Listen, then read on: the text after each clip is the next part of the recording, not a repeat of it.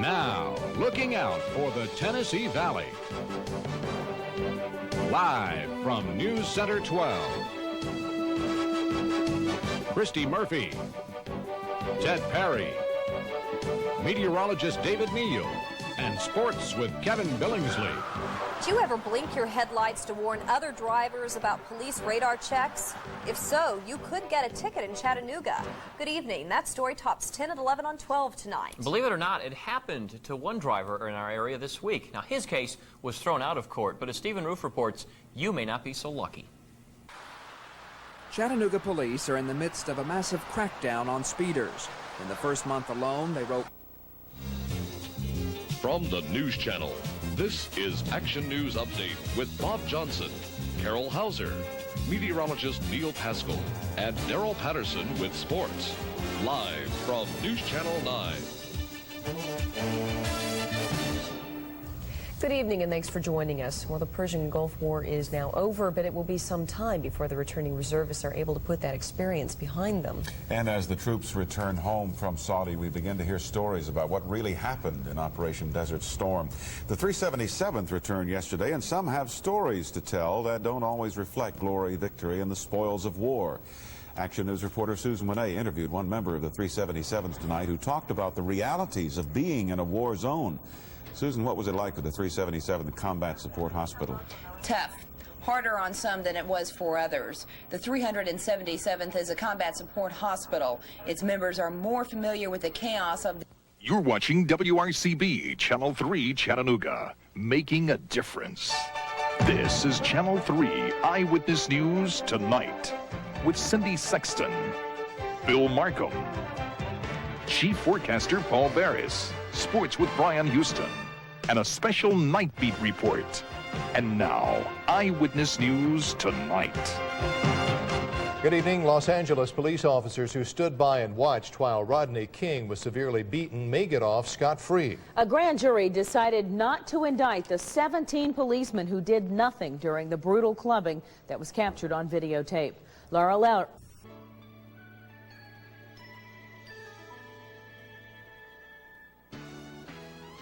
Live from WHNT, Channel 19, the news leader in the Tennessee Valley. This is News Center 19.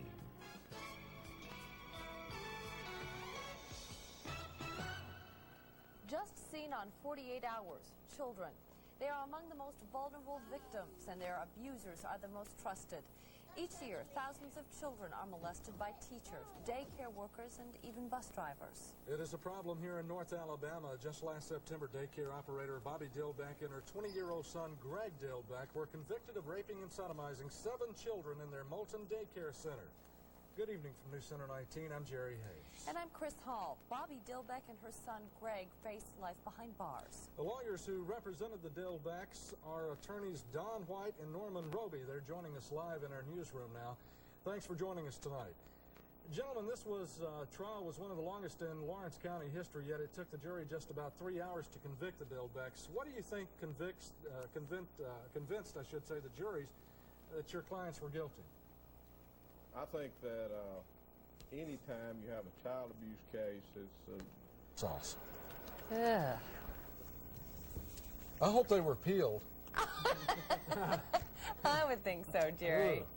Thank you for joining us tonight. I'm Jerry Hayes. And I'm Chris Hall. From all of us here at News Center 19, have a good night.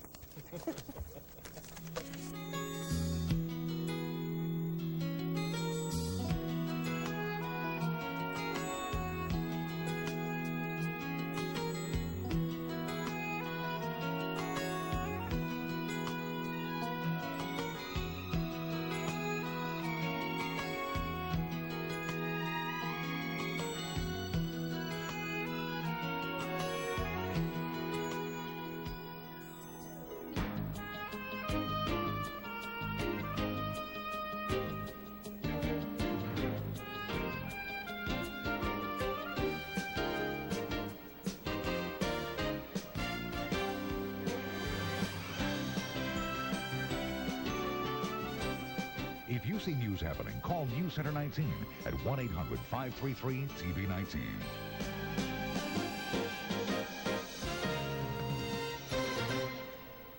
You're watching WAAY-TV Channel 31 in Huntsville, the one more people watch for news than any other station.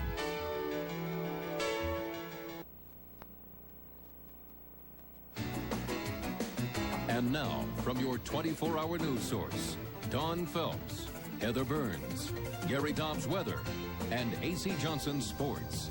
This is 31 Eyewitness News at 10. Good evening, everyone. Tonight, the ABC program Primetime Live aired a disturbing report on daycare centers and the lack of care many America's children receive there. It was very Huntsville Public Library. That's Eyewitness News at 10. Thank you for joining us. Stay with your 24-hour news source for updates around the clock. Then join Anna Clayton at 6:30 for Eyewitness News Morning. We'll see you tomorrow.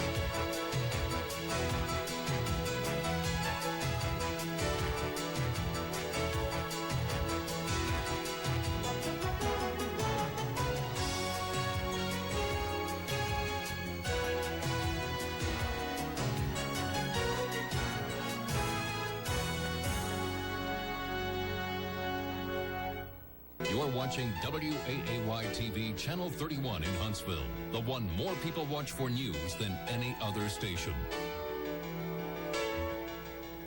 And now, from your 24-hour news source, Anna Clayton, Adrian Gibson Weather, Chris Peace Sports, and Kim Albright Traffic. This is 31 Eyewitness News Morning. Coming up this morning on your 24-hour news source, a total quality management plan at Alabama A&M that translates into more than 100 employees out of work. And Colbert County's emergency management agency is out of money. And is Walter Leroy Moody out of luck? He takes the witness stand again today against the advice of his attorneys. And they said the young general manager of the Birmingham Fire was going places. Well, he is, literally. We'll talk about Michael Hugh this morning on Sports. Got me interested. I want to hear the story. Good morning, everybody. I'm Anna Clayton. And Chris Peace. It's Thursday. It's Thursday. Almost the weekend. And we're going to have a really good week. Drawn out pause there. Hope you do have a really good Thursday. Sounds like it's not going to be half bad. So have a good one. And Adrian and I will see you back here in 25 minutes. Bye-bye.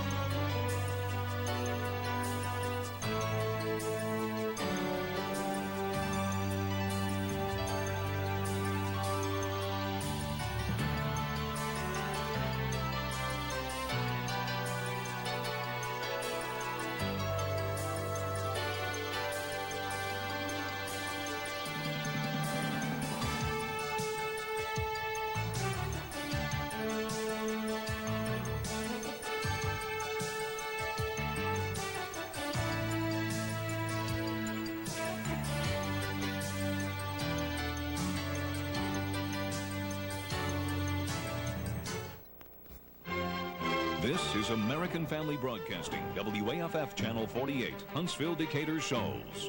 Now, with today's top stories, Cliff Hill and meteorologist James Zahara. This is WAFF 48 News. An elementary school scheduled for closing gets a visit from the state's top education official. Good day, everyone. I'm Cliff Hill. Today is the day the Save Our Schools Committee has waited for. Parents and teachers, good afternoon. Join meteorologist Bob Barron for a weather update and what you can expect heading into the weekend tonight at 5:30. Have a good afternoon.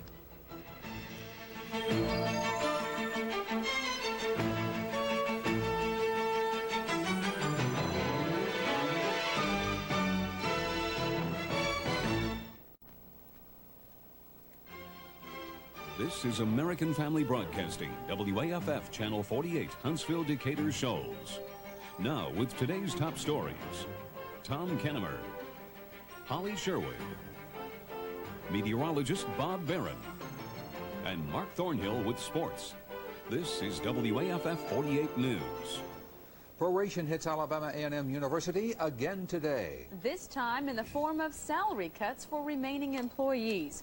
Good evening, everyone. I'm Holly Sherwood. And I'm Tom Kennemer. Sources say staff members at Alabama A&M University received memos today from Interim President Dr. Alan Keyes. In the memo, employees were told of salary cuts effective today. Most of the staff's hours have been cut by